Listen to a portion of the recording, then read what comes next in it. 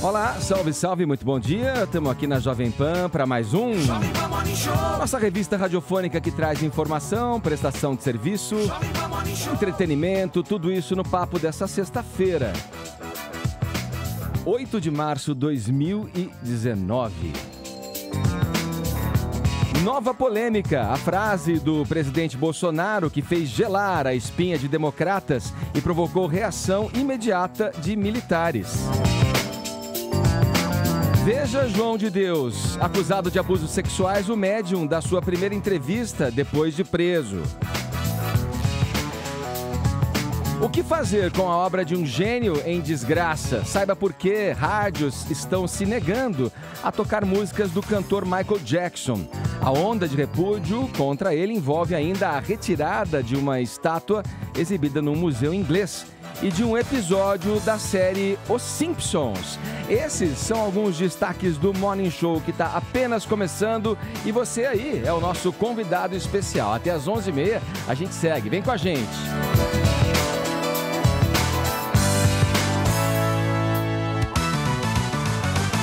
Edgar, muito bom dia. Bom dia, bancada. Um bom dia especial aí a todas as mulheres nessa data especial, né, de celebração dos valores femininos. Eu peço licença aí ao ouvinte da PAN para usar esse espaço para fazer uma nota de esclarecimento, que na verdade é uma nota de repúdio. Eu li o seguinte comentário num vídeo do Morning Show no YouTube. Abre aspas. Na verdade, o nome dele, meu nome, é Caio de Arruda Miranda. Ele inventou o Coppola porque tem vergonha do Miranda, que é o sobrenome do pai dele. Esse foi um de alguns comentários. Eu cliquei nesse link e clicando eu tive acesso ao subterrâneo da internet, um perfil obscuro no Twitter, que fez a seguinte postagem. Abro aspas de novo. Caio Coppola é um nome artístico que ele abraçou a ponto de até colocar o sobrenome na própria mãe. Então a pergunta que fica é, por que essa gana de esconder o próprio sobrenome? Quem é Caio de Arruda Miranda? Anexados a esse tweet, uma foto da minha mãe, que está circulando aí pela internet, mais de uma inclusive, e um cadastro com o nome dela de casada, que é Mariângela de Arruda Miranda. Essa narrativa, Edgar, de que eu menti sobre o meu nome para enganar o público e apagar o meu passado, infelizmente, viralizou na esgotosfera da esquerda.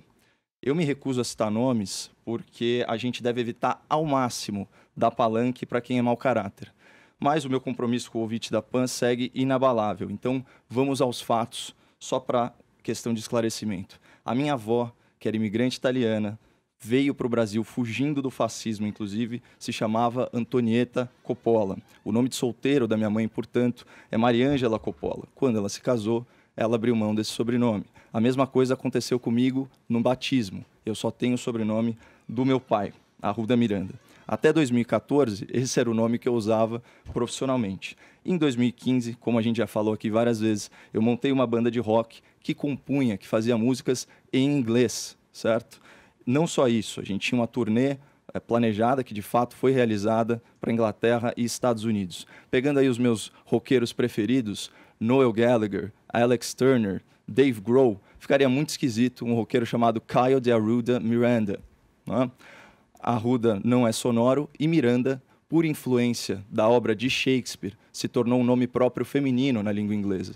Por isso, eu passei a adotar o sobrenome Coppola, a partir de 2015, publicamente, que é o meu sobrenome por parte de mãe, é o sangue que corre na minha veia. Em novembro de 2016, Edgar, a minha avó faleceu, infelizmente, a dona Totô. E, um mês depois, veio a ideia de fazer um vlog no YouTube e no Facebook. Em homenagem a ela, eu mantive o nome que eu usava desde 2015, que é o Coppola. Até porque já existia um canal chamado Caio Miranda, que falava de política tanto no Facebook quanto no YouTube. Um canal homônimo que tratava do mesmo tema. Então, assim, foi para fazer essa diferenciação, mas principalmente para homenagear minha avó, que eu mantive o Coppola. Essa informação está disponível em entrevistas que eu tenho dado nas últimas semanas. Então, a timeline é muito clara. É um nome que eu uso desde 2015, em homenagem à minha avó, eu uso como youtuber em 2016. Eu comecei aqui na Jovem Pan, não como contratado, como convidado, e fui anunciado ao grande público como Caio Coppola, youtuber. Então, a coerência se mantém. Alguns outros fatos. Há anos, o meu perfil pessoal no Facebook, que é a única rede social que eu tenho, porque o Twitter e o Instagram são contas fake, é Caio de Arruda Miranda Coppola, certo? Isso é público. Da mesma forma, a razão social da minha empresa é Caio de Arruda Miranda. Portanto, eu sequer usei o nome fantasia da empresa para disfarçar qualquer coisa do tempo. E aqui no Morning Show eu já mencionei e citei o meu avô, que foi um grande jurista, um grande homem, o Dr. Darcy Arruda Miranda. O único motivo pelo qual a esquerda não conhecia o meu nome de batismo é porque ela não me perguntou. Ou talvez porque teve preguiça de pesquisar, já que eles costumam ser menos afeitos aí ao trabalho. Agora, falar que eu tenho vergonha do sobrenome do meu pai, falar que eu uso a minha própria mãe para construir narrativa política, e mais, dizer que eu criei um pseudônimo para enganar o público da Jovem Pan e apagar meu passado, isso bateu todos os recordes de canalice. Todos. Será que eu estou incomodando tanto em 4 meses de carreira? Será que eu estou incomodando tanto que vocês precisam mentir sobre a minha família e até meu sobrenome em seus vermes? É isso? Bom, o único momento positivo disso tudo, eu conversei com os meus pais, pedi desculpas por eles terem, enfim, ficado no meio de tudo isso. Eu recebi uma carta maravilhosa da minha mãe, falando que a minha avó estaria muito feliz, muito, muito contente, onde quer que ela esteja, sabendo que o nome dela está sendo associado à sensatez, inteligência e serenidade. E que se até o homem mais genial que pisou na face da terra, que foi Jesus Cristo, foi atacado injustamente, o que dirá de nós, pobres mortais. Então, eu agradeço a compreensão dos meus pais, eu agradeço o apoio da minha família. E sobre a dona Mariângela, que é uma senhora que está sendo covardemente atacada na internet, ela, assim como eu, tem o hábito de ler os comentários do YouTube do Morning Show. Então, quem quiser passar algum recado para ela, certamente essa mensagem vai chegar para ela. E eu conto com vocês, com o público da Jovem Pan, especialmente na internet, para compartilharem a verdade. A verdade, ela sempre prevalece, ainda que com algum esforço. Muito obrigado pelo espaço.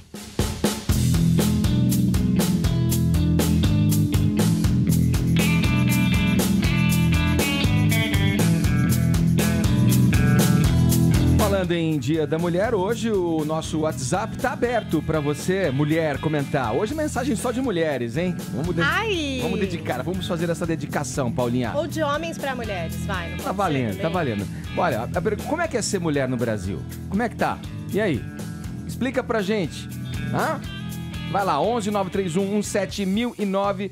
Aguardamos o seu comentário em vídeo, tá bom? E aqui no Twitter você pode participar com a hashtag #ElasNoMorning. Boa. Manda aí o seu depoimento, você que é mulher, como é que você se sente, como que você vê os avanços, os atrasos, a violência contra a mulher. Pode mandar alguma coisa que aconteceu com você, um depoimento. Tem sempre aquela história, Edgar, você aceita flores no Dia das Mulheres? Você gosta, não gosta? Essas bobagens, né? Porque eu acho que a gente tem coisas bem mais sérias e importantes relacionadas, por exemplo, à violência contra a mulher. Mas vamos lá, vamos interagir, vamos participar. Os meninos também, vai, hashtag #ElasNoMorning, Edgar. E você nos assiste pelo aplicativo da Jovem Pan. Se não baixou, vai lá, é o vermelhinho da Jovem Pan. Assim você leva a nossa programação para conferir onde e quando você bem entender, tá bom? Também transmitimos pelo nosso portal jp.com.br e pelo youtube.com/morningshowjp. Dá uma chegadinha na nossa página também no Facebook. Deixa o seu joinha que a gente fica bem satisfeito e feliz da vida. Todos convidados a passarem a próxima 1h30 colados aqui na Pan, porque o Morning Show tá apenas começando.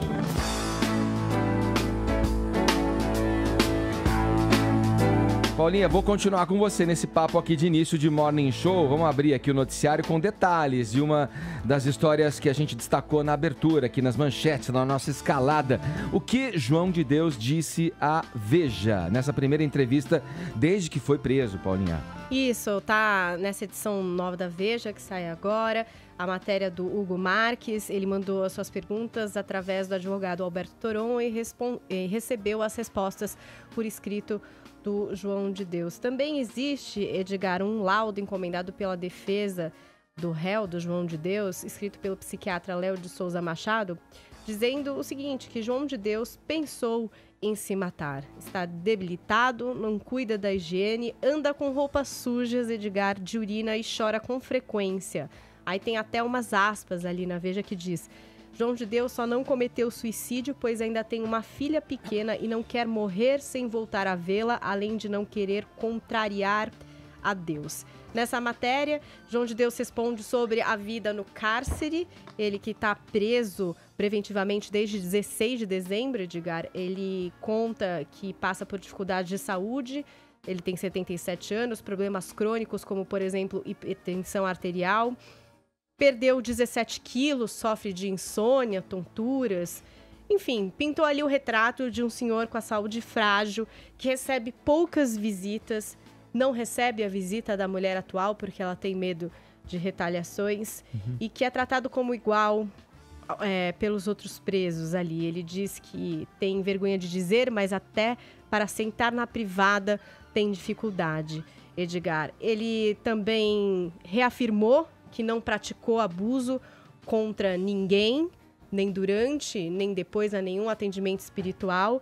E aproveitou na oportunidade da entrevista para, mais uma vez, desqualificar as suas acusadoras, né? Ele disse assim: eu tenho dificuldade de entender como pessoas se dispõem a falar de coisas ocorridas há 40 anos.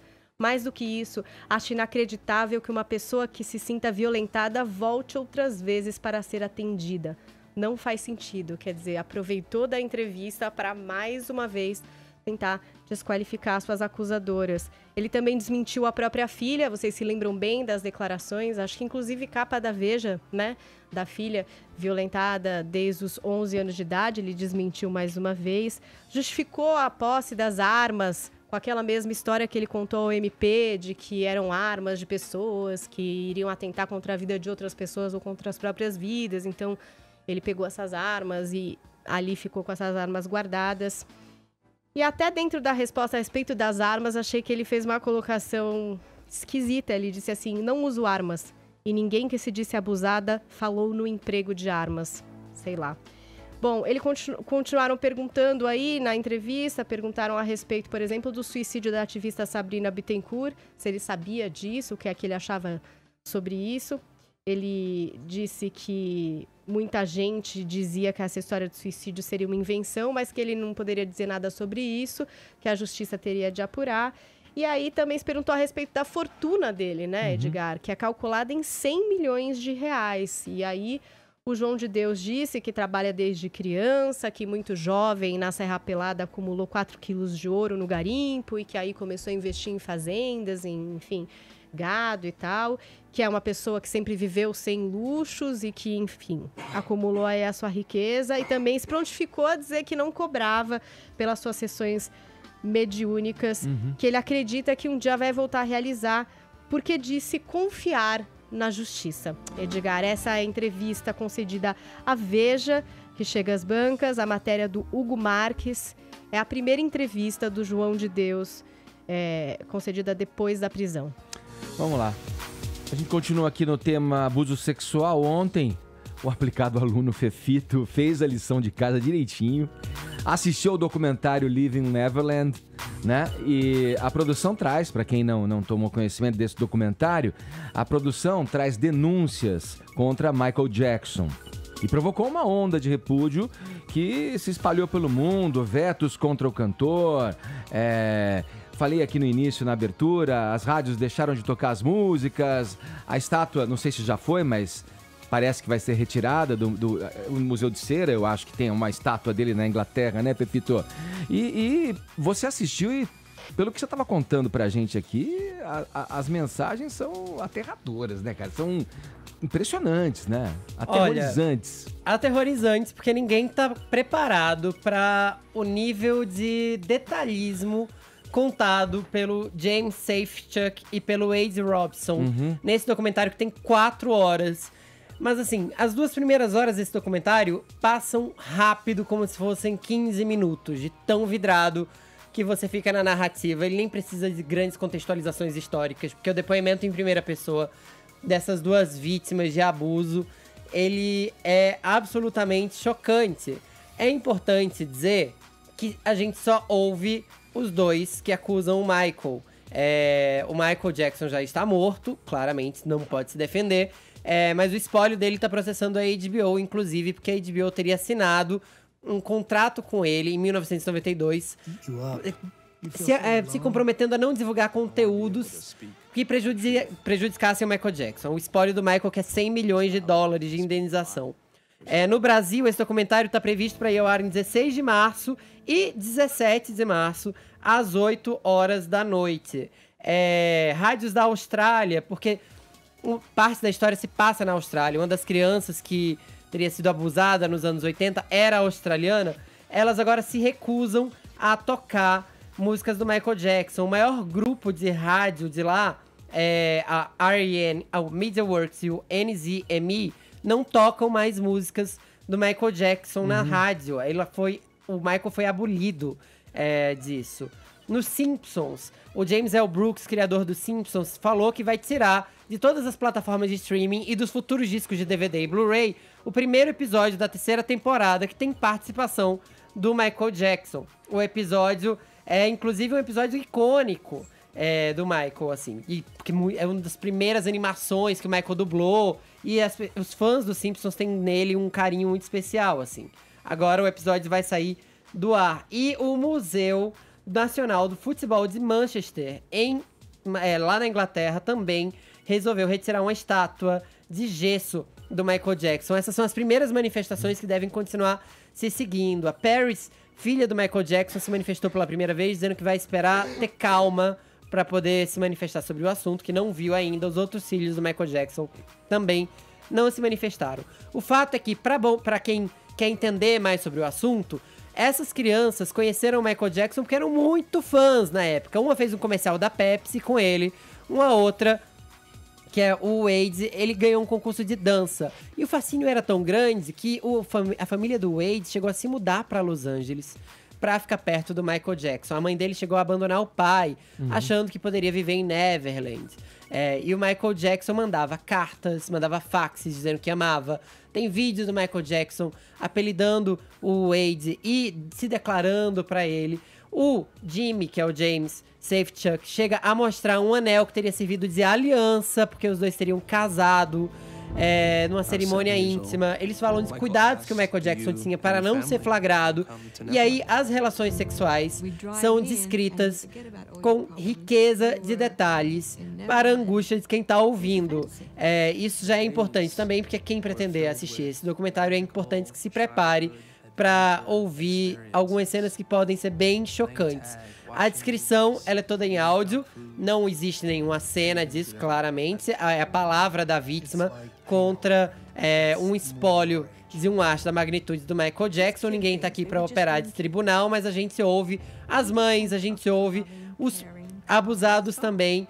E assim, é muito difícil saber agora o que fazer com a obra do Michael Jackson, e eu queria abrir aqui para debate. A gente não vai desaprender as músicas do Michael. O Michael é um gênio, ele é o rei do pop. Thriller é um marco, Bad é um marco, vendeu milhões e milhões de discos. Ainda hoje tem gente que imita ele aqui na Avenida Paulista dos domingos. A gente para de ouvir Michael Jackson agora, o que a gente faz com a obra de um gênio que tá sob o escrutínio público agora, tá sofrendo acusações tão graves quanto essas. Alguém tem opinião? Fora a questão da obra em si, essa discussão embute uma outra recorrente aqui no Morning, que é aquela tal da separação entre a pessoa física e jurídica dos artistas. Exatamente. Né? Porque talento não é sinônimo de caráter. Hitler podia ser um bom pintor na visão de algumas pessoas, por exemplo. O problema é que o cara tá morto, né? E não tá aqui pra se defender. Tem como se defender também. E o que aconteceu no tribunal, a gente não sabe exatamente o que foi, envolve menores, é segredo de justiça, então a gente só sabe a versão de uma das partes. Agora, é muito detalhamento, né? É muito detalhamento. O modus operandi é parecido em todos os casos. E eu acho que é natural que as pessoas fiquem... deduzam que algo pode ter acontecido. Sim, porque o Michael Jackson, gente, ele tinha um comportamento estranho. Não podemos dizer... né? Ele era um cara excêntrico, peculiar, né? Ele despertava já uma curiosidade geral a respeito, enfim, das coisas que ele fazia. Agora, chega o testemunho, corroborado com família, com detalhamento de coisas.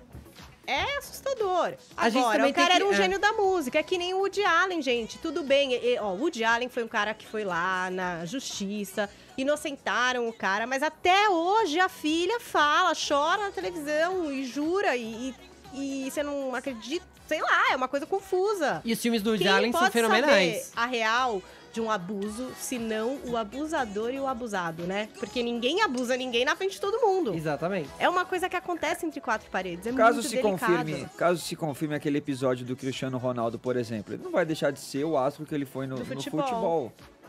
Não vai acabar. É importante dizer que ninguém aqui tá passando pano pra abuso, não é, Vini? É porque a gente tá querendo dizer que há uma clara separação entre a vida íntima e uma carreira bem sucedida e repleta de fãs desses artistas. No caso do Michael Jackson, fiquei muito me perguntando, e obviamente eu não tô aqui pra culpar a família de ninguém, mas como ninguém percebia que os indícios eram tão claros, porque as mães chegam a dizer que o Michael pedia pra que as crianças dormissem no quarto com ele, e eles deixavam.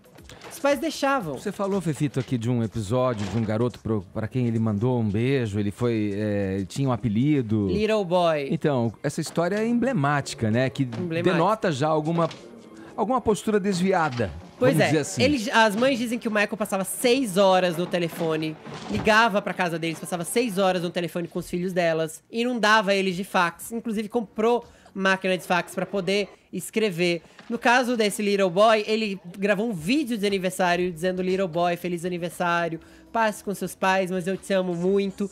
Uma das mães chega a dizer que ele pediu pra ficar com o filho dela por 1 ano e brigou com o Michael nessa época, porque o que acontece é que também tinha uma coisa: o Michael trocava de companhia do favorito dele, que é como se chamavam, a cada ano. Porque crianças crescem também, né? Então as crianças deixavam de ser favoritas e acabavam sofrendo um outro abuso emocional ali. Estavam muito apegadas a alguém que depois já não estava mais ligando pra ela. Ô, Fefito, e é curioso, se todas as rádios tiverem de suprimir as músicas de artistas em cuja biografia há máculas de toda sorte, vão restar o Padre Fábio de Melo e mais meia dúzia de artistas tocando, né? Eu sei porque o Padre Fábio de Melo teve uma vida antes do seminário. É capaz de alguém achar alguma coisa. Então vamos deixar piada, só outra tá, meia dúzia. O Arcon, na linha do que você está falando, eu também concordo. Acho que a obra é maior que o artista, e a separação aí, vamos dizer assim, de pessoa jurídica e pessoa física muitas vezes a melhor forma de lidar com esses dilemas morais, né? O fato é que a verdade, por vezes, ela incomoda, ela ofende, só que não se muda a realidade para atender às nossas expectativas, à nossa sensibilidade. É aquele velho dilema do correto, que é o que a gente tem que buscar, ao invés, por exemplo, do politicamente correto, ou seja, ter medo de ofender a memória de um grande artista, que a verdade prevaleça. Agora, importante dizer só mais uma coisa, desculpa. A gente sabe que o Michael foi vítima de muita chantagem, de muito abuso, de muita gente tirando vantagem em cima dele. Então, assim, obviamente essas histórias são chocantes e estão narradas em riqueza de detalhes, mas até que se julgue e se prove, também é importante dar o benefício da dúvida. Eu, pessoalmente, estou chocado com todas essas histórias e acredito nas vítimas. Mas é importante também saber que as pessoas têm direito à defesa. E que você também vai poder assistir o documentário na HBO já a partir de 16 de março, às 8 da noite. Vai ser dividido em 2 partes, porque realmente é muito longo. 4 horas aí. E depois o final do documentário no domingo, dia 17, também às 20 horas na HBO. Anotem aí. Vamos girar o assunto. O vice-presidente Hamilton Mourão e o ministro Augusto Heleno agiram ontem como bombeiros, verdadeiros bombeiros mesmo, né? Ou se o Mourão preferir ventrílogo, né? Que ele já tinha falado, não sou ventrílogo do presidente, mas teve que vir a imprensa, teve que vir à frente para falar e apagar aí mais uma polêmica gerada por uma fala do presidente Jair Bolsonaro. Em um discurso a militares no Rio de Janeiro, o capitão reformado disse que democracia e liberdade só existem quando, abre aspas, a sua respectiva Forças Armadas assim o quer, fecha aspas. Vamos conferir um trecho, então, da fala do presidente. Tem esse vídeo pra gente conferir e, na sequência, convocar aí o Zé Maria Trindade para falar a respeito. A segunda missão será cumprida ao lado das pessoas de bem do nosso Brasil, daqueles que amam a pátria, daqueles que respeitam a família, daqueles que querem aproximação com países que têm ideologia semelhante à nossa, daqueles que amam a democracia e a liberdade. Isso, democracia e liberdade, só existe quando a sua respectiva Forças Armadas assim o quer. Tá aí, essa foi a fala do presidente Jair Bolsonaro nessa ocasião, frente aos militares da Marinha. Vamos falar com Trindade em Brasília para saber aí como é que os militares são vários no poder junto com o Bolsonaro e também no mundo político. Como é que foi a reação do pessoal aí em Brasília frente a essa declaração? Zé, bom dia. É isso, Edgar. Muito bom dia a todos. Olha, provocou incômodos, sim. A frase do presidente, como ouvimos aqui, é muito clara, né? De que a democracia e a liberdade só existem porque as Forças Armadas querem. No meio do governo, há uma grande preocupação sobre frases ditas pelo presidente Jair Bolsonaro, exatamente porque todo mundo presta muita atenção quando o presidente da República fala. É sempre assim. Ele abre uma cadeia nacional, todo mundo para ouvir o presidente. E é natural que se tenha preocupação com o interior da fala, ou seja, o que ele quis dizer. Mas aqui são muitos mal entendidos. O vice-presidente, o general Hamilton Mourão, tentou ali apaziguar e citou o exemplo da Venezuela, onde é exatamente o contrário. É quando as Forças Armadas garantem a não democracia. E olha, e aí surgiu o grande debate aqui, Edgar, de que quem garante a democracia, usando uma palavra muito jargão no meio militar, que é o baluarte da democracia. É natural que seja o povo, o próprio nome, democracia, de demos, né, povo, kratos, governo. Isso significa que é um governo do povo. Então, o povo é que sustenta a democracia, só a liberdade e só a democracia com o povo. É natural que o povo seja representado no Congresso por deputados e senadores, mas por aqui o Supremo Tribunal Federal, que ficou calado nessa história, se acha a última palavra, o poder moderador e o garantidor da Constituição e da democracia. No meio militar ali, além da palavra do vice-presidente Hamilton Mourão, o presidente, o ministro-chefe da GSI, Gabinete de Segurança Institucional, o general Augusto Heleno, veio dizer que não, que o presidente está certo e que não há nenhuma polêmica e que as Forças Armadas são garantidoras da democracia. Na verdade, não são, né? Quem manda nas Forças Armadas é o presidente da República, que é o comandante em chefe das Forças Armadas. E quem garante o presidente da República é a Constituição, no caso, o Supremo, e sustentação política do Congresso Nacional.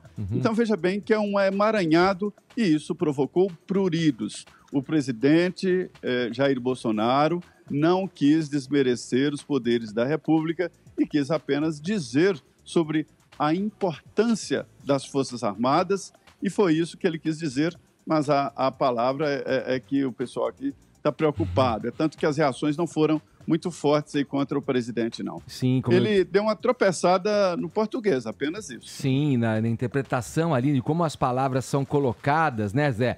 Que, pelo que consta, foi um discurso feito de improviso ali frente aos militares da Marinha, né, Zé? Eu vou, para corroborar o que você falou, Zé, sobre o que a definição, né, de democracia. Tem um tweet que eu gostaria de ler aqui na íntegra do ex-presidente Fernando Henrique Cardoso. E ele vai nesse sentido, Zé, que você colocou, dizendo: há declarações de autoridade sobre os pilares da democracia. O principal é o povo, penso. Constituição livremente aprovada, executivo, legislativo e judiciário respeitosos dela são básicos. As Forças Armadas, nas democracias, diz o FHC, são garantidoras da vontade popular e da Constituição.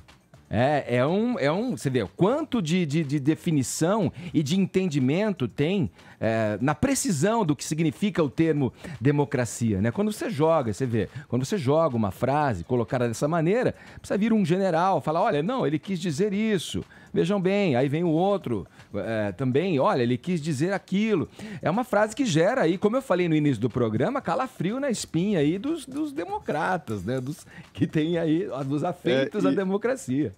E, Edgar, a coisa fica mais complexa porque o governo Jair Bolsonaro, ele tem uma gestão militar, eu já falei aqui sobre esta pirâmide que cerca o presidente no Palácio do Planalto, há filtros militares, todos os ministros são militares, menos Onyx Lorenzoni, que é chefe da Casa Civil, não poderia ser um militar, e existem 100 militares importantes no governo. além de ministros, são presidentes de estatais, e os militares estão entendendo, e nós falamos muito aqui para os militares em Brasília, e os militares estão entendendo que se trata de uma fase importante para a ideia do povo sobre os militares. E se o governo começa a desandar esse debate sobre militares, aí a cúpula militar está temendo um desgaste muito grande da imagem dos militares brasileiros, que está em alta. Bom dia, Zé. Olha, chega a ser uma obviedade, né, diante de uma declaração que é passível de múltiplas interpretações, é quase uma certeza, né, que os seus críticos eles vão sempre escolher a pior possível. Isso tem até um nome, né, que é viés de confirmação. Então, uma tendência, uma predisposição natural a buscar as informações e interpretá-las de acordo com a sua hipótese inicial. Então, assim, isso pode rolar consciente ou inconscientemente, mas você chega à conclusão bem antes de examinar as provas ou as evidências. E qual que é a imagem do bolsonarismo para a sua ala mais crítica? Autoritarismo. É simples assim. Então, havendo qualquer ambiguidade na fala, né, o viés de confirmação dos críticos sempre vai levar para aquela interpretação negativa daquilo que foi dito pelo presidente. Aqui eu queria abrir aspas para uma fala do nosso colega, o Joel Pinheiro da Fonseca, no 3 em 1 de ontem. Disse o Joel: do ponto de vista da verdade literal das coisas, é uma frase verdadeira. De fato, se as Forças Armadas não quiserem mais democracia, a Constituição passa a ser apenas mais um pedaço de papel sem valor algum. Isso, inclusive, me lembrou uma frase do grande comunicador aqui da Jovem Pan, o querido Emílio Surita, que diz o seguinte: a Constituição é linda, parece uma música do John Lennon. Isso aí fazendo uma alusão ao caráter garantista, programático, utópico e descolado da realidade das coisas que tem o nosso texto constitucional. Agora, o que significa a interpretação literal? É interpretar sem contexto, mas também sem viés e sem preconceito. Então, assim, objetivamente, a frase é pertinente e, como bem colocou o Zé Maria, basta avaliar pelo oposto, né? Você tem a ditadura socialista bolivariana na Venezuela, que é uma tirania alicerçada no militarismo, né? Agora, o que é importante ver? Até as alas conservadoras foram críticas a essa frase, né? Afinal de contas, assim, o ícone do conservadorismo é Winston Churchill, batiza inclusive o prédio aqui da Jovem Pan. Eu queria trazer aqui as falas de um conservador que é crítico ao governo, que é o Martim Vasquez. Ele é doutor em Ética e Filosofia Política pela USP, meu colega uspiano. Eu vou ler alguns trechos de tweet dele sobre esse tópico. Jair Bolsonaro parece não entender que as Forças Armadas sempre serão a última alternativa para o funcionamento saudável da democracia. Em outras palavras, se os militares precisam intervir em alguma coisa, é porque a democracia está prestes a virar uma tirania. Foi o que aconteceu em 64. Aparentemente, o Martim Vasquez partilha do meu entendimento de que o movimento 64, ainda que pelo menos inicialmente, foi uma contra-revolução. Então, eu queria deixar só algumas sugestões para a gente sair um pouco da binariedade, do maniqueísmo, para aguçar mesmo o pensamento crítico do ouvinte, crítico e independente, né? Seguir o Twitter do Martim Vasquez, @Martim Vasquez, e também tem um podcast excelente dele com o Rodrigo Constantino, que também é nosso colega de Jovem Pan, na Gazeta do Povo. É o podcast Ideias. Por que tantos brasileiros querem a intervenção militar? E aqui, cumpre a gente destacar que, segundo o Datafolha, em 2018, 78% da população confia ou confia muito nas Forças Armadas. É prefeito de comparação, só 2% nos políticos e 3% no Congresso.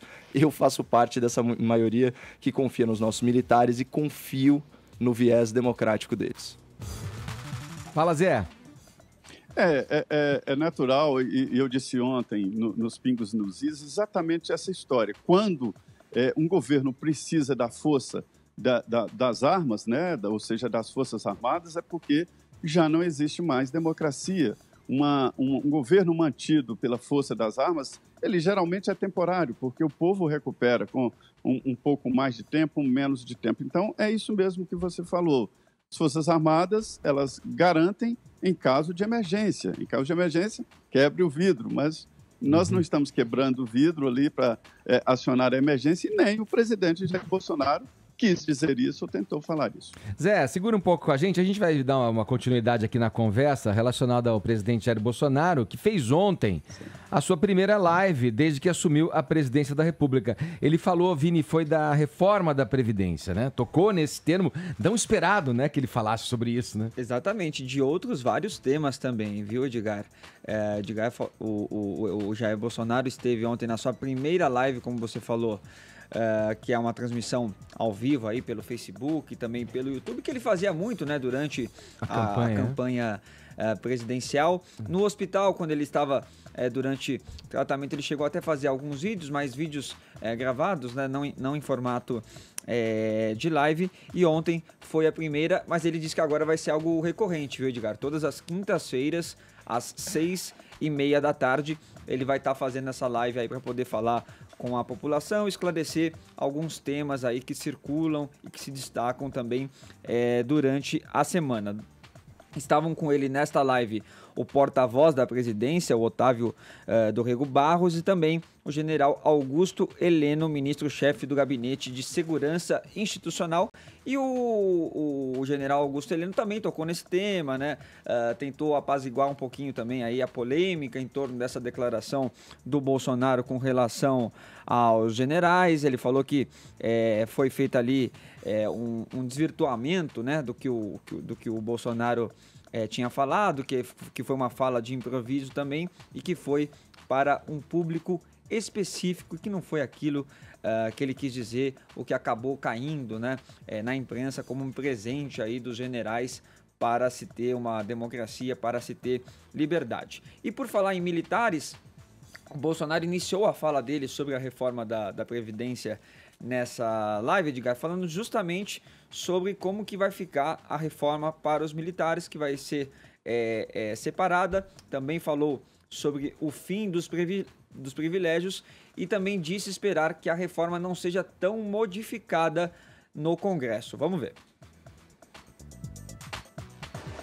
Falamos também lá a questão da reforma da Previdência, uma nova Previdência. Os militares também estarão sujeitos a novas regras, obviamente respeitando as suas especificidades.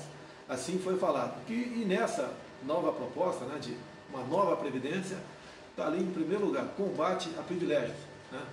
O parlamentar vai se aposentar com o teto do INSS, em torno de R$ 5.800. Assim, as demais categorias. Então foi, nesse sentido, o nosso pronunciamento lá. E nós, né, não é porque eu quero, nós precisamos fazer uma reforma da Previdência. Afinal de contas, ela está mais do que deficitária. E nós não queremos que no futuro o Brasil se transforme numa Grécia, onde chegou-se ao fundo do poço na questão econômica. E nós pretendemos, sim, aprovar essa reforma que está lá. Se bem que o parlamento é soberano para fazer qualquer possível alteração. Só esperamos que ela não seja muito desdatada para que atinja realmente o seu objetivo e sobre recursos para nós investirmos em emprego, em segurança, em saúde, em educação. É isso que nós pretendemos com a nova reforma da Previdência, que sabemos que desagrada algumas pessoas, sim, mas vamos combater os privilégios e vamos botar o Brasil no rumo do crescimento. Tá aí a fala então do presidente Jair Bolsonaro durante live ontem. Esse foi um dos temas, como eu disse, né, Edgar? Essa live durou cerca de 20 minutos. Passando rapidamente aqui por outros pontos que o Bolsonaro comentou ontem. Um deles foi sobre o cartão corporativo da presidência, porque saiu uma matéria no Estadão que o cartão corporativo da presidência gastou em janeiro de 2018... Só em janeiro, né? Só em janeiro, 16% a mais do que em janeiro... em 2019, perdão, do que em janeiro de 2018, quando o Temer estava na presidência. E aí o Jair Bolsonaro e o Augusto Heleno também explicaram que isso foi devido à posse do Bolsonaro, né? Porque teve todo um aparato ali, toda uma estrutura maior do que em 2018, obviamente, que não tinha posse alguma. Sim. Era o Michel Temer que estava por lá. E ele falou que o cartão geral, que não é só o cartão da presidência, teve um recuo aí nos gastos. Também tem uns projetos aí para aumentar a validade da carteira de motorista de 5 para 10 anos, e o Bolsonaro quer acabar com as lombadas eletrônicas no país. Ele acha que hoje é quase impossível você fazer uma viagem sem receber uma multa e que parte do dinheiro que é arrecadado pelos pedágios são colocados para a manutenção dessas lombadas eletrônicas, e ele não vê a necessidade disso, então ele não quer renovar o contrato dessas lombadas. Também reclamou de um curso do Banco do Brasil, Edgar, veja você, para ser assistente técnico. Por quê? Porque o curso, um edital do curso exigia o quê? Um curso de diversidade e prevenção ao assédio moral e sexual. E o Bolsonaro acha que não é preciso isso, que isso é uma questão de educação, que ninguém precisa de curso para isso, e que se exigirem, a pessoa pode ir na justiça exigir os seus direitos. E ele já ligou também para o presidente do Banco do Brasil para tirar já essa exigência aí nos próximos cursos. E no final ele mostrou uma caderneta que ele disse ser uma caderneta de vacinação para crianças de 9 a 16 anos, Edgar, e que ele considerava que, apesar de ter algumas informações importantes nessa caderneta, tinha ali certas figuras que não caíam bem, né, para esse público aí infantil. Só que, na verdade, essa caderneta que o Bolsonaro disse ter visto aí no vídeo de uma senhora, não é uma caderneta de vacinação. É uma caderneta de saúde, né, fornecida pelo Ministério da Saúde, que fala sobre... Para adolescentes, né? DSTs. E fala sobre isso, DSTs. Iniciação sexual, como prevenção. colocar uma camisinha, como lavar a vagina, Exatamente. Coisas desse tipo. E essa imagem aí, Paulinha, que nós estamos colocando agora, que é como usar uma camisinha masculina, foi exatamente a imagem que o Bolsonaro mostrou durante a live, para falar que ele não achava isso adequado e que os pais poderiam até retirar essa imagem se eles quisessem. Falou para rasgar as últimas caderneta. páginas, se não se sentissem confortáveis com as imagens. E que ele ilustrativas. Gente, ele contraria basicamente toda a educação sexual aplicada em países civilizados desse mundo. É necessário que adolescentes saibam como se prevenir, como usar uma camisinha e como se higienizar, né? Pelo amor de Deus. Mas ele já ligou pro ministro da Saúde, o Mandetta também, para também modificar essas cadernetas nas próximas, né? Nas próximas edições. Ele quer fazer uma coisa mais simples, mais barata. Enfim. Mas precisa ensinar as pessoas a usarem camisinha, gente. Precisa ilustrar. De seus pais não necessariamente vão se sentir confortáveis em fazer isso. Deixa para um especialista, deixa para uma cartilha, para um professor. Pelo amor de Deus, que loucura! Bom, só voltando aí ao assunto da Previdência, né? É óbvio que um microfone com o alcance da Jovem Pan acompanhado pela Assessoria de Comunicação da Presidência da República, que acompanha aqui, inclusive, os nossos comentários do Morning Show. Em relação à Previdência, eu sempre falei da estratégia da oposição: obstrução, desinformação e diversionismo, né? Aquela arte de distrair o público daquilo que realmente importa, né? Então, a minha crítica sempre foi que o foco em polêmica, ele alimenta esse monstro do diversionismo.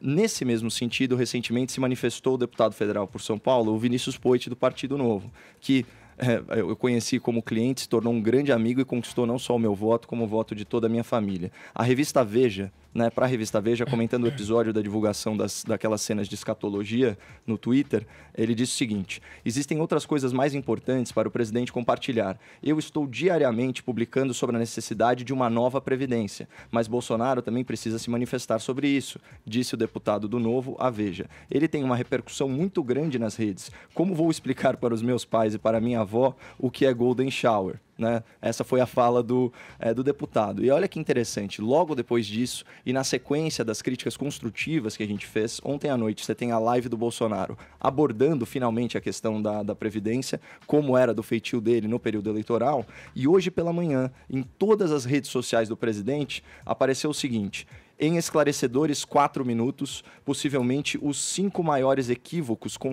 contados sobre a Previdência. E anexado a essa postagem é o vídeo do Vinícius Poit, né, o nosso deputado, combatendo a desinformação sobre a Previdência. Inclusive tem uma curiosidade: se você quiser descobrir certo? Quanto que o PT, o Partido dos Trabalhadores, deve para o INSS, assista ao vídeo. Agora, eu sou testemunha que desde o período de pré-campanha, o Vinícius já vinha batendo nessa tecla da Previdência, tanto a federal quanto a municipal. Na época era impopular, Edgar, mas agora as pesquisas indicam apoio que varia entre 43% e 61%, porque as pessoas entenderam a necessidade da reforma. Então é força total nisso, foco nisso e chega de ficar alimentando polêmica. Jovem Pan Morning Show. Jovem Pan Morning Show. Jovem Pan Morning Show. Pô, faz tempo que a gente não pega um aviãozinho aqui e faz a ponte aérea Londres, pô. Então vamos agora, Muito nesse chique. momento, embarquem com a gente nessa. Vamos falar de Meghan Markle, que está sendo alvo de ataques racistas, o que acabou motivando uma reação da família real britânica nas redes sociais. Quem vai contar essa história pra gente? Claro, Ulisses Neto, nosso correspondente, nossos olhos e ouvidos na capital da Inglaterra. Bom dia, Ulisses. Bom falar com você, tava com saudade, pô.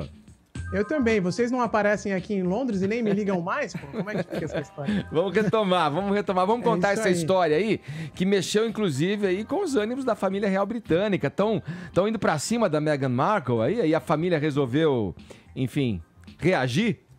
Não só dela, viu, Edgar? Também da duquesa de Cambridge, a esposa do príncipe William. Ele fala desse assunto no 8 de março. É bastante relevante, né? Aqui na Inglaterra, como vocês sabem, na Europa, no dia 8 de março, não tem essa de ficar dando parabéns para as mulheres, rosa, não. 8 de março é dia de tiro, porrada e bomba, de manifestação mesmo nas ruas, e é o que está acontecendo por aqui. Sim. Mas, enfim, em relação à família real, a história é a seguinte.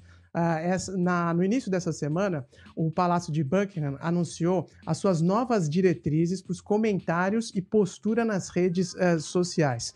Porque nas últimas semanas tem havido uma enxurrada de comentários negativos, de ataques à Meghan Markle e também à duquesa de Cambridge.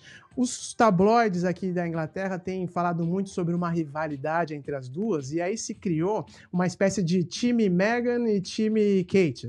E esses dois lados estão se passando, sabe? Estão atacando, falando muita baixaria nas redes sociais, fazendo ataques racistas contra a Meghan, fazendo também outros ataques contra a esposa do príncipe William. E por isso o Palácio de Buckingham decidiu colocar ordem na cozinha e agora eles ameaçam até processar as pessoas que fizerem comentários ofensivos contra as duas nas redes sociais. E aí, entre essas diretrizes que foram publicadas nessa semana, dá pra gente destacar o seguinte, né? Entre as regras, eles falam que a partir de agora os comentários não podem conter spam, não podem ser difamatórios contra ninguém, não podem falar mal das pessoas, não podem ser obscenos, ofensivos, ameaçadores, abusivos, odiosos, inflamatórios ou promover material sexualmente explícito. E aí fica a dica, então, pro Jair Bolsonaro tomar cuidado com o que ele publica na conta da família real britânica lá no Twitter, que pode dar problema para ele. Inclusive, eles disseram que, a partir de agora, os comentários que forem mais pesados, mais ameaçadores, o Palácio de Buckingham, serão reportados à polícia e as autoridades britânicas vão iniciar investigações, tentar processar as pessoas que utilizam as redes sociais para atacar as duas. Não se trata de cercear o direito de expressão, de tentar fazer qualquer tipo de censura. O que eles afirmam é que você pode entrar lá para falar mal das duas, mas não com comentários odiosos, sexistas ou o que seja, porque aí vai dar problema, Edgar. Podia valer para o mundo, né, Ulisses, isso, né? Podia valer para todo mundo não fazer esse tipo de comentário nas minhas redes, nas redes do Fefito, do Edgar, do Caio, do Vini, porque qualquer coisa que você faça, você toma. Ou não faça. Né? Por exemplo, se o Caio tem um problema, vem aqui, fala hoje, e você não diz alguma coisa que as pessoas querem ouvir, você toma. Estou tomando aqui agora, porque aparentemente sou contra o Caio, gente, não sou. Não quero que mexam com a mãe do Caio, não quero que mexam com a minha, com os meus filhos também. Não quero ser xingada de vagabunda, de puta. Não quero que vão lá no meu canal do YouTube e digam que eu sou uma incapaz, que eu sou herdeira, porque eu trabalho aqui há 20 anos. Enfim, a vida é assim, a gente tem que ouvir várias coisas bem legais e chatas na internet. Acho que o Palácio de Buckingham tá com uma política boa. Eu quero oferecer, que a Jovem Pan também tem essa política muito boa.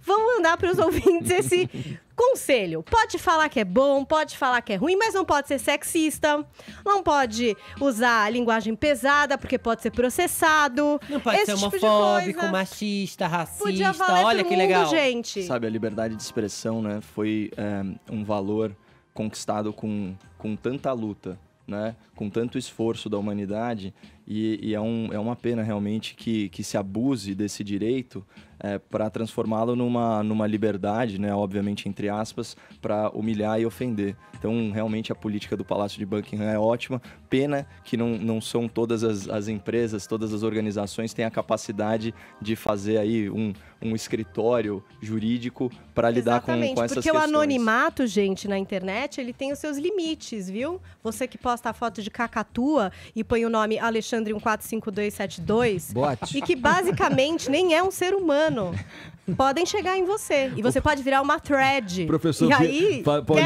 eu quero ver. Professor Vila, sem querer, me deu uma dica incrível. Vai. Eu não sou muito afeito a essas coisas de mídias sociais, mas ultimamente Você tá twitteiro, tenho me sim. sentindo um impulso, né? Tô amando, você tá fada sensata no Twitter. Tenho me sentido, assim, digamos, obrigado a me colocar em algumas situações. E o maluco é que, assim, né? A gente tem uma frase que é clássica, né? A gente tem responsabilidade pelas coisas que a gente cativa. No caso, nesse mundo louco que estamos vivendo, esse que Ulisses traz pra gente de fúria, ódio, propagação do mal, né? Às vezes só de ficar quieto você já é odiado. Então tem uma questão muito contemporânea relacionada a isso, que eu acho que quem tem influência, principalmente nesses meios digitais, tem responsabilidade, meu cara, de ir lá e dar um presta atenção, falar, peraí, como é que se tratam as pessoas? Você acha que aí atrás, como Paulinha colocou, desse avatar, você vai conseguir se esconder? Tem limites até quando você consegue se esconder. Tem que ter cuidado com o que deseja pro ser alheio. Liberdade de expressão não é liberdade de agressão. Fica a dica. Ulisses, mas como você acha que os britânicos vão reagir a isso? Como eles estão reagindo a isso? Tá feia a coisa mesmo, viu, Edgar? Porque o Palácio de Buckingham, Clarence House e também o Palácio de Kensington, que são as casas reais aqui, né? Eles afirmaram até que já começaram a apagar todos os comentários que eles consideram ofensivos. Isso tem demandado muito esforço e também investimento financeiro, e o debate é justamente esse. Olha, será que vocês não estão tentando lutar contra algo que não tem muito como bloquear? O debate é se esse investimento todo, essa energia toda que está sendo demandada para tentar controlar os abusos contra as duas, vale a pena ou não. No final das contas, eu acho que eles sabem que não tem muito como bloquear tudo, mas pelo menos ficar a mensagem para a população refletir sobre o tema, porque felizmente, né, as pessoas de bom senso ainda são maioria, porque senão o planeta explodiria, né? Ufa, hein? Então eu acho que é mais ou menos esse jogo que eles estão tentando administrar no momento, apelar para o bom senso, porque não dá para realmente controlar tudo que está na internet. Ulisses, um prazer sempre falar com você, bom trabalho aí em Londres, um grande abraço, meu camarada. Valeu, Edgar. Na semana que vem a gente volta para falar sobre o Brexit, porque a semana que vem vai ser decisiva e aí a Inglaterra vai explodir de vez. Olha, vai faltar rede social para tanto comentário, né? Valeu, Ulisses. Abração, querido. Valeu, um abraço. Agora 11 horas, 1 minuto, horário de Brasília. Jovem Pan Morning Show. Jovem Pan Morning Show. Uma produtora divulgou nesta quinta-feira um manifesto no qual diz que a cena postada por Bolsonaro em que um homem urina em cima de outro homem no carnaval era uma performance de 2 de seus integrantes. Vamos para os detalhes, Vini, conta pra gente. Uma produtora pornográfica, né, Edgar, que divulgou este comunicado chamado Manifesto Golden Shower, né, explicando... Vai entrar pros anais do... Ai, nossa! Meu Deus. Explicando esta, como eles dizem, Ed, performance dos dois artistas, né, em um bloco no centro de São Paulo. Eu vou ler um pouquinho aqui do manifesto, então, e eles dizem o seguinte: ao contrário do que disse o presidente Jair Bolsonaro, o vídeo que ele tuitou não era um fervo imoral e de carnaval. Era uma performance, ato de cunho artístico planejado com o intuito de comunicar uma mensagem de artistas. Nessa performance, portanto, é ato político, um ato contra o conservadorismo e contra a colonização dos nossos corpos e nossas práticas sexuais. Lembrando que a identidade das duas pessoas foram mantidas aí em sigilo, inclusive eles teriam até saído da cidade por medo aí de represálias, e este comunicado aqui foi assinado pela produtora pornográfica do qual os dois fazem parte. E aí eles dizem também o seguinte, Edgar: apesar de surpresas com a repercussão do registro da nossa performance, nossa, que surpresa, né? É importante contextualizar a ação que o presidente e sua turma tiveram acesso via Twitter. Ela é uma resposta ao retrocesso moral e institucional que avança desde o dia de sua posse, porque estamos cansadas. O presidente, frente à enxurrada de críticas nos carnavais de todo o país, preferiu produzir outra cortina de fumaça nas redes. Afinal, é mais importante fiscalizar do que tratar de administrar o país e dar melhores condições de vida para quem precisa. E nós, a população brasileira, merecemos respeito independente das práticas sexuais, das identidades de gênero, de raça e de classe. Ô Vini, deviam ter colocado uma placa, né, para avisar que era um protesto. Pois porque é. A cena, enfim, eu não sei porque estão fora, mas presumo que seja por conta da lei, que pode ir para cima deles, por conta de um atentado aí. Porque assim, ninguém que estava ao passando grave, por ao essa... pudor, enfim. Eu não acredito que as pessoas que estavam nesse bloco sabiam que ia ter esse ato político, como eles chamam, né? Pois é. Vamos deixar uma coisa bem clara aqui, porque eu acho que a nossa audiência, às vezes, também só escuta o que quer, né? Quando eu comentei isso da última vez aqui, eu deixei bem claro que eu achei bizarro, que eu acho que um crime foi cometido ali. Mas, sinceramente, pensando agora, tem coisas muito mais importantes para esse país se preocupar do que o corpo alheio. É obviamente chocante ver uma cena como essa, é obviamente desnecessário, desrespeitoso. Não precisa reiterar isso 1000 vezes, não. Eu acho que assim, de fato, falar sobre corpo, falar sobre as regras que você impõe ao seu próprio corpo, falar sobre liberdades com o seu corpo é super importante. O carnaval, inclusive, é um ambiente muito propício para se discutir isso, mas há determinados limites e determinados espaços para que atitudes como essa, e especificamente, esse fetiche especificamente, sejam feitos. Eu acho que dá para discutir o limite do corpo e como o corpo é colonizado ou não, e a política do corpo de maneiras mais eficientes do que pelo simples choque, digamos assim. E nesse caso, era o choque pelo choque. Também concordo que as pessoas fizeram bem em sair daqui, porque eu não acho que expor elas numa conta de presidência da República, que vai tirar algo de um contexto que, obviamente, já estava equivocado, mas era uma cena vista ali por algumas pessoas e que foi ampliada para o país inteiro para ser revista à exaustão, coloca, de fato, em risco essas pessoas, criminosas ou não. Também acho que essas pessoas agora vão pensar 2 vezes antes de cometer um ato desses em público. Ninguém tá aqui para condenar o fetiche alheio. O que se tá falando é que o espaço público, por vezes, não tolera comportamentos tão extremos. Porque a maior parte da sociedade... Seria natural, por exemplo, que eles fossem presos. Pois é, a maior parte da sociedade considera esse comportamento extremo e está previsto em lei.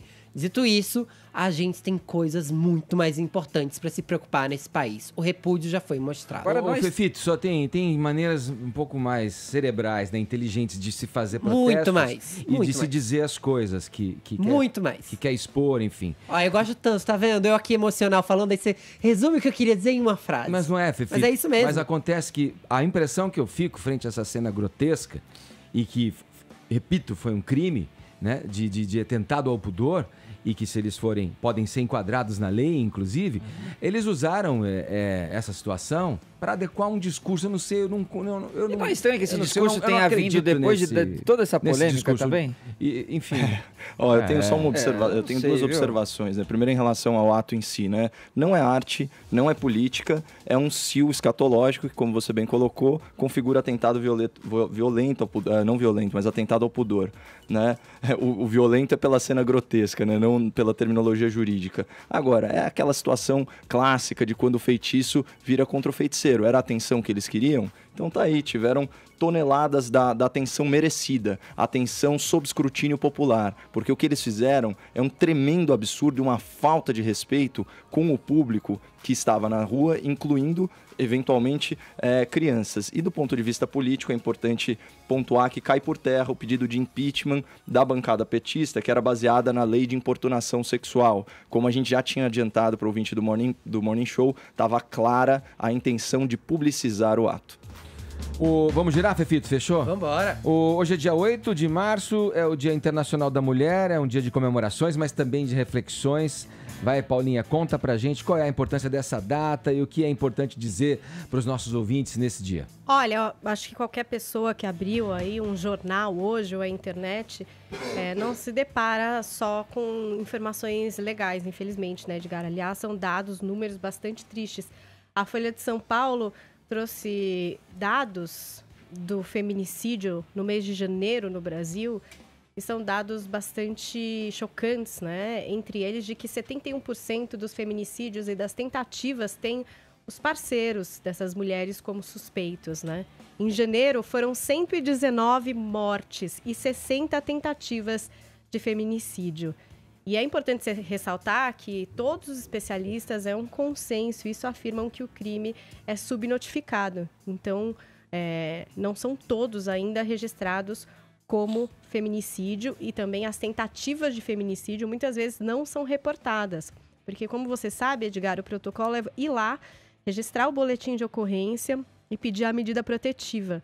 Mas muitas vezes, mesmo com a medida protetiva, essas mulheres acabam mortas, né? Apesar de que, por exemplo, isso agrava o tempo de pena. Quando, por exemplo, a mulher está sob medida protetiva, quando está grávida, quando a tentativa ou o feminicídio acontece na frente de crianças. E aí você me diz, como assim? Será que essas mulheres são assassinadas na frente dos filhos?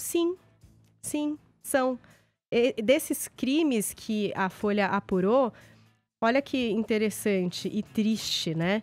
11 dos casos apurados em janeiro culminaram no suicídio do agressor. 15 dos casos apurados, as crianças presenciaram o crime. E aí a gente tem uns dados também a respeito do tipo de arma usada para se praticar o feminicídio, só nesses crimes de janeiro, nesses 119, né? Então, você tem 41% com uso de faca e 23% com arma de fogo. Mas um detalhe, 74% dos crimes cometidos com armas de fogo resultam em morte. E 59% no caso de agressões a facadas. É uma coisa muito horrorosa, né, Edgar? O feminicídio está previsto no Código Penal desde 2015, então é algo recente. Então, por isso, esses números são assustadores e a cada ano crescem, porque as mulheres vão se conscientizando de que podem ir lá e falar sobre isso, sobre essa tentativa de feminicídio. Existe isso. E os crimes, quando acontecem, também são categorizados não mais como homicídio, mas como feminicídio. E as pessoas ainda têm dúvida, Edgar. Tipo, por quê? É tudo homicídio. Morreu homem, morreu mulher. É morte, é igual. Humanos.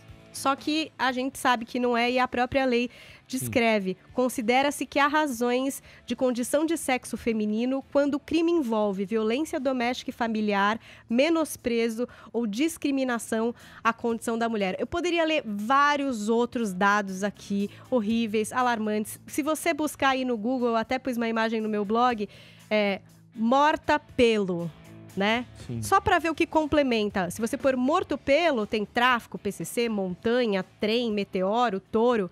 Morta pelo, marido, namorado, ex, cunhado, pai, irmão, ex dentro da viatura, ex-namorado. Esses são os termos que são buscados no Google. Dá uma boa amostra.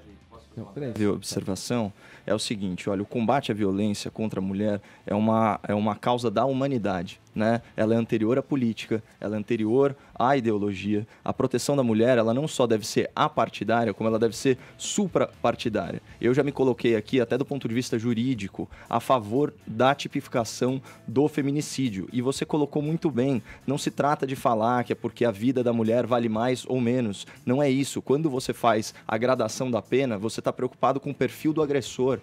E, é lógico, é uma consideração meio bizarra para o cidadão de bem pensar isso, mas um homicida é menos pior do que um homicida sexista, né, que tem essa fixação, que se prevalece da sua força física, da sua gestão domiciliar para impor a sua vontade. Então, gente, pelo amor de Deus, especialmente para quem é a favor de penas mais duras, né? Isso é uma causa que tem que ser apoiada, não tem que ser partidarizada, e vamos cuidar da mulher. Eu só queria declarar que é muito bom a gente falar que respeita a mulher e dar parabéns para a mulher nesse dia, mas é muito importante também a gente trazer essas ações para o dia a dia. Se você vê uma mulher sendo agredida, você tem que meter a colher sim. Tem que ligar 180, tem que denunciar, você não precisa ser vítima ou estar envolvido no caso. E você também nem precisa, você pode ser anônimo, inclusive. Pode ser anônimo. Não espere horas pra fazer isso. Exatamente, faça na hora. E outra coisa, essa boquinha aí que tá dando parabéns para o Dia da Mulher, pode ser a boquinha também que vai lá e vai repudiar o seu amigo machista falando bobagem sobre o vestido curto da sua amiga ou da mulher que você não conhece. Pode ser aquela boquinha que vai repudiar o seu amigo que dá uns petelecos na namorada achando que é brincadeira. Ou que força uma mina dizendo que ela quer ficar com ele quando ela tá dizendo não. Não é? Olha só, usa essa boquinha pra dar uma aula de dignidade pros seus amigos, tá? E também usa muito o ouvir, Edgar. Acho que hoje eu queria pedir pra todos os homens, são vários que já fazem isso e que são parceiros nessas brigas sérias, tá? Eu não tô falando de receber flor ou bombom, isso aí tanto faz. Eu tô falando em ouvir. E não ouvir só a sua irmã, a sua mãe, as mulheres que são próximas. Mas eu queria que vocês ouvissem as mulheres que também não fazem parte do seu círculo. As mulheres negras, as mulheres que têm menos condições. Eu também queria que você ouvisse a sua empregada doméstica, que você ouvisse as mulheres trans, que você ouvisse todas as mulheres. Ouvisse! E saísse um pouco da sua posição, porque realmente é muito difícil de compreender uma coisa quando você não nasce desse jeito e a gente tá todo mundo nesse mundo que é machista. Inclusive. E é uma briga constante pra gente, mesmo que a mulher, conseguir compreender que as coisas poderiam e deveriam ser diferentes. Você tá certa, garota. Obrigada, Ed. Vamos lá, aproveitar esse momento pra falar como é que tá aí a nossa hashtag Elas no Morning. Olha, a nossa hashtag Elas no Morning tem várias pessoas sensatas e que não tem foto de cacatua e que tem nomes reais. Ou não sei. Então vamos começar com o Marco Comunista da KGB. Essa pessoa maravilhosa. No Dia das Mulheres, acordar com a notícia de que uma jovem morreu queimada pelo namorado é terrível e mostra que avanços no feminismo são muito necessários. São mesmo, é verdade. Mais um caso muito trágico aí de feminicídio nessa manhã publicado pela imprensa. A Anne, eu troco flores por poder andar na rua sozinha sem medo, sem ter que olhar para trás a cada 10 segundos. Troco flores por respeito e por igualdade. Hashtag Elas no Morning. E também o Ricardo Mateus. Esse bando de marmanjo que desmerece a mulherada, seja na internet, seja na rua, é certeza que tem a mamãe ou a esposinha dando tudo na mão, lavando a roupa, sendo base pra vida. Na internet é fácil ser valente. Ricardo, não julgue as mães, as mulheres, não julgue essas mulheres que também nasceram nessa sociedade machista e talvez ainda não tenham percebido isso. Não é culpa delas, não, tá? Todo mundo pode sair aí da sua bolha e se reinventar. Vamos lá, as ouvintes também participam aqui pelo nosso WhatsApp, dando opinião, falando pra gente, nos ensinando também como é que é ser mulher nos dias de hoje. Solta pra gente, Bruno, por favor. Bom dia, pessoal do Morning. Bom dia. Aqui é a Maraceli de Rondonópolis, Mato Grosso. Tô acordando agora, tô de férias. Meu Dia da Mulher vai ser ótimo. Feliz Dia da Mulher, Paulinha. Obrigada. Feliz Dia da Mulher para todas as mulheres do Brasil. Boa. Bom dia, equipe do Morning Show. Aqui é a Ivone de Ubá, Minas. Parabéns a todos pelo programa, está cada vez melhor. Em relação a ser mulher no Brasil, a minha opinião é que nós temos conquistado muito espaço, que estamos numa época em que a mulher pode escolher se ela quer trabalhar, se ela quer cuidar da casa, que ela tem esse direito, né? Que nada seja imposto por padrões ou por ideologias, que a mulher possa fazer as suas escolhas, sim, sem ser discriminada, né? Que nós possamos saber sempre que não estamos numa guerra, mulheres contra homens, que a gente está junto, que a gente deve se amar, se respeitar e lutar contra realmente os inimigos, né? Que são a miséria, o egoísmo, o orgulho, que a gente realmente possa amar um ao outro e não querer superioridade de gênero. Um grande abraço para vocês. Bacana a mensagem dela, hein? As ouvintes do Morning Show participando, interagindo aqui pelo nosso WhatsApp. Agora 11 horas, 23 minutos, horário de Brasília. Jovem Pan Morning Show. Reta final desse Morning Show de sexta-feira, ainda dá tempo pra gente falar de televisão, afinal de contas estamos agora na saideira do Fefito. E aí, o que você vai contar? Olha, trouxe duas saideiras, então vou contar bem rapidão, assim. A primeira, vocês sabem que o Sétimo Guardião não decolou em audiência mesmo, né? Mesmo com a treta do José Loreto, da Marina Rui Barbosa, agora o Agnaldo Silva resolveu tomar uma atitude extrema. Vai transformar sua novela em A Próxima Vítima. Lembra daquela novela de 95? Sim. Vai ter um serial killer à solta aí em Cerro Azul, que é a novela a cidade da novela. E esse serial killer vai sair matando os guardiões. Há quem ache que o serial killer é um pretexto pra matar algum ator que dê trabalho de novo. Caso do José Loreto. Bom ter um serial killer nativa, vai matando, entendeu? Mas vai dar trabalho? Já mata, já tira da trama. A primeira vítima é o personagem do Milen Cortaz, o delegado que usa calcinha, mas os outros guardiões estão na mira. Pra você que tá achando que o José Loreto vai morrer, não vai, gente, mas eu vou te dar um spoiler. No último capítulo de O Sétimo Guardião, ou o José Loreto ou o Bruno Galhaço morrem. O Agnaldo Silva só vai revelar isso no dia da exibição. Velho. Calma, no último episódio, dos dois vai morrer. Um dos dois morre. O Agnaldo Silva resolveu criar o mistério em cima disso. E aí, o serial killer agora está solto e é mais uma tentativa de levantar a audiência de uma novela que tá complicada, né? Pra você que não lembra, o Agnaldo Silva escreveu Rock Santeiro e tinha lá o mistério do lobisomem. E a Indomada tinha o mistério do cadeirudo. Ele sempre faz alguns mistérios, assim, em suas novelas pra ver se tá rolando. Quando não tá rolando bem a audiência e pra tentar achar quem é o personagem misterioso. Então não é um argumento exatamente novo. E lembrando que Agnaldo Silva esteve envolvido na morte de Odete Reutemann, porque ele também era um dos de Vale Tudo. E a outra saideira é, vocês viram o BBB ontem, gente? Sim. Não. Pelo amor do guarda, o BBB vai tirar do público o direito de eliminar uma pessoa, porque vai ter um paredão quádruplo com 3 eliminados. 2 eliminados pelo público e 1 eliminado pela casa. Sério, Fefito? Pois é, vão 4 pessoas pro paredão. Mas é porque tá indo ruim, daí querem acabar logo? Pois é, eu acho que estão tentando fazer um balanceio ali, estão tentando chocar as pessoas com isso. Não, mas peraí, não eram 2 salvos pelo público e dos 2... São 4 pessoas indicadas ao paredão. Saem 2 pessoas e os 2 salvos pelo público, os 2 que tiverem menos voto pra sair ou mais voto pra ficar, eles vão ter o futuro decidido pela casa. A casa vai decidir qual dos 2 elimina numa votação aberta. Vamos ficar bem curiosos por esse paredão de terça-feira, sim senhor. Não vou perguntar o palpite do Vinícius, vou deixar ele pensar no final de semana. Na segunda ele diz pra ele não pagar o mico de dar o prêmio pra Isabela de novo quando a menina foi eliminada, o bigode né? crescer, hein? É isso, gente. Ficamos por aqui. Voltamos na segunda-feira aqui na programação da PAN. Muito obrigado pelo prestígio de sua audiência. Até mais, hein? Bom final de semana.